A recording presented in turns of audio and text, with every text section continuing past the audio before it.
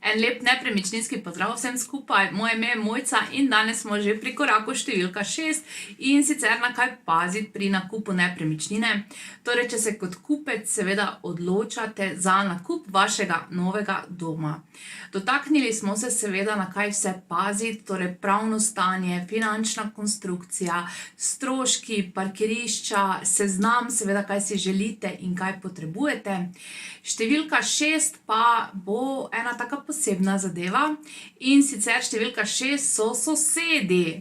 Tako da pazite seveda tudi na sosede. Torej tik pred sklenitvijo prodajne pogodbe bi še jaz seveda stopila do sosedov in preverila, če se sploh konektam z njimi. Predstavljajte si, da seveda z vašim sosedom se neprestano kregata, ker pač nista na isti valovni dolžini. Tako da dobro preverite seveda sosede in seveda preverite, lahko jih tudi vprašate, recimo sploh v kakšnih večstanovanjskih stavbah, kakšne probleme imajo recimo v stavbi.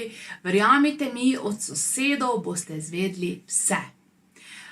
Zdaj recimo, če ste kaka mirna oseba, pa si kupujete hišo v nekem mirnem okolju, pa so recimo vaši sosedi bolj party ljudje, vam recimo tudi to ne bo ustrezalo, tako da res dobro preverite sosede.